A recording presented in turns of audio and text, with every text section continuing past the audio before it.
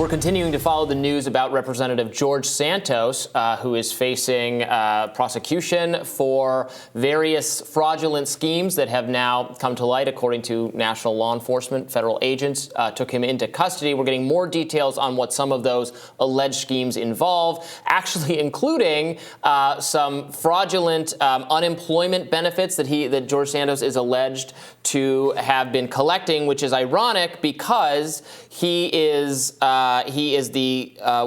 toughened work requirements for Medicaid recipients. He's been an advocate of doing that through congressional action. And so not it's just, it's a hypocrisy being pointed out here. Right, and it's not just George Santos. It's, this is a go-to tactic for managing the budget that conservatives often demand, making it more difficult for people to access these programs by imposing work requirements. It's something that is part of the proposed debt ceiling package. And because it is an option that Republicans frequently foreground, Steve Scalise was actually just recently asked about whether this undermines the Republican narrative on this issue because of George Santos. Let's take a listen.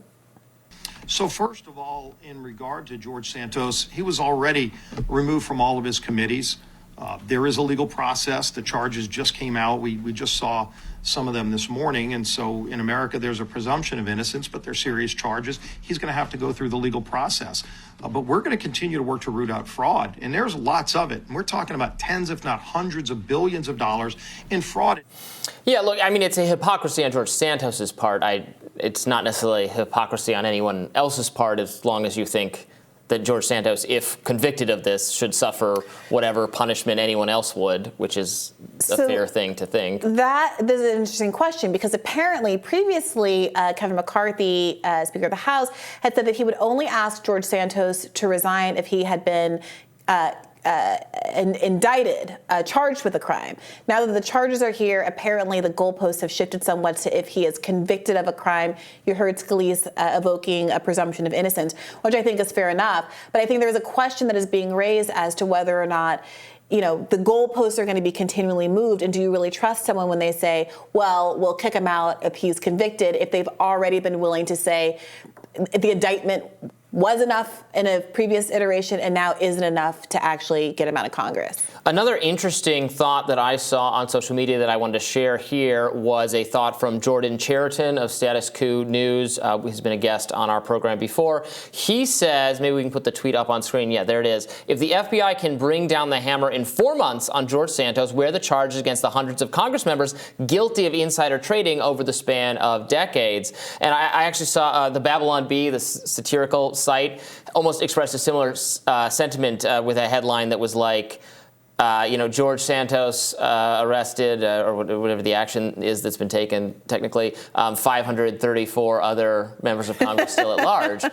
I think there's a grain of truth to this, that there's so much attention to George Santos and his alleged crimes, maybe because they're flashy or more obvious, so they're dramatic, the whole, the stealing from the sick dog, that kind of thing. Was he on Hannah Montana was one that I hadn't heard of before. What? It was he secretly a drag artist, like all of these kinds of things. So it gets a lot of attention from the media, and maybe it's possible that affects how much attention it gets from law enforcement relative to other matters. Yeah. But it's absolutely true that political figures, members of Congress, et cetera, have been serially guilty of using information they have in both legal and non-legal ways to enrich themselves personally. They own stocks in the kinds of companies they're constructing regulations for. They're lobbied to do it in such a way that benefits firms they have a financial interest in.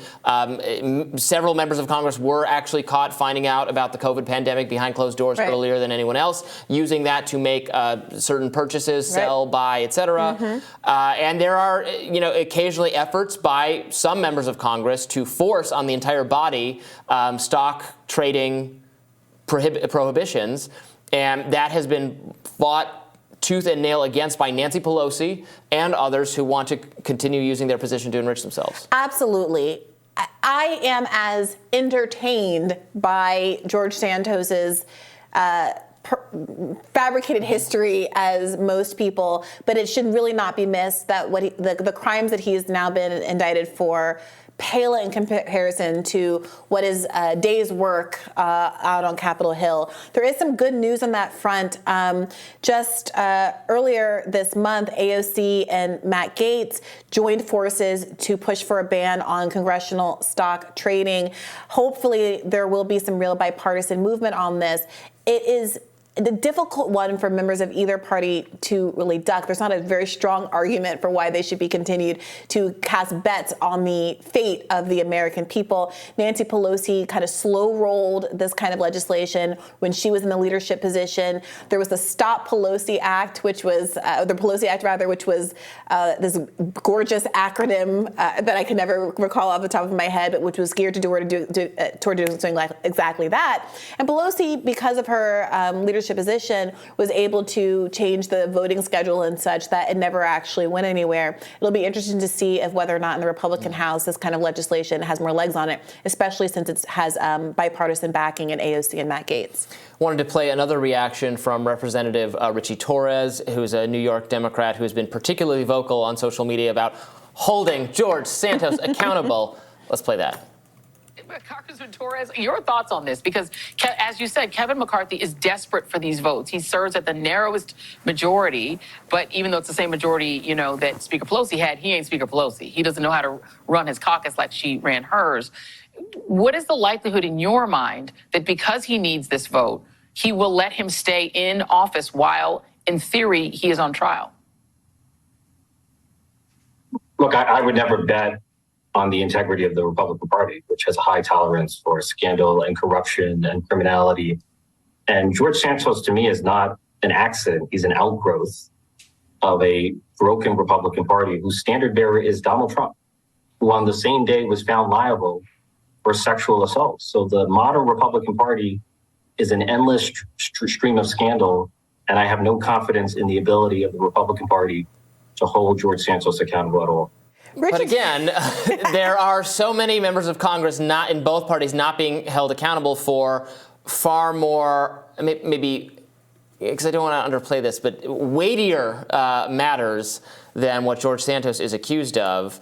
I also don't know that George Santos is really, this is a product of a Trumpist ideology, I don't except in the way understand that maybe he's guilty of a kind of grift that is common in very right-wing circles, although is also common in just all political circles. Probably the grift. There's also a grift in believing that your side is pure in some way. What was that? No, Nancy Pelosi wouldn't have stood for that. What does that mean? If Nancy Pelosi needed a vote, she was not forced that person out of office. No way. I don't believe it. If we're talking about grift, do not believe Richie Torres has come under a lot of criticism for how deeply invested he is in promoting the interest of a conservative right-wing Israeli political regime, sometimes at the expense of his own constituents' political interests, some might argue. He was recently mad at leftists that were tweeting about some other unrelated press freedom case, I think for an Israeli journalist, a Palestinian journalist, saying, well, how much do you speak up for Israel? I mean, he's one of these kind of Hakeem Jeffries styles. Israel is the sixth borough of New York, at the same time that I believe he has the highest child poverty rate of any district in any part of the United States of America. So there's a lot of reasons to question Richie Torres's focus here. Look, again, it's not to downplay what's going on with George Santos, but there are much bigger fish to fry. There's a reason why there's a such thing called the Pelosi Act. It's because that people like Nancy Pelosi, who's being put on a pedestal here, have been exemplary, really strong examples of exactly the kind of corruption that people are trying to get after. It stands for preventing elected leaders from owning securities and investments. I'll never get over how great that is. There you go. Got it in there. Well, that does it for us for today. Tomorrow on Rising, investigative reporter Jimmy Tobias will be with us to break down how the media botched the Wuhan origin raccoon dog story. Be sure to like, share, and subscribe so you never miss any content. And for those of you who prefer to listen while you're on the move, we are now available anywhere you listen to podcasts. See you tomorrow. Bye-bye.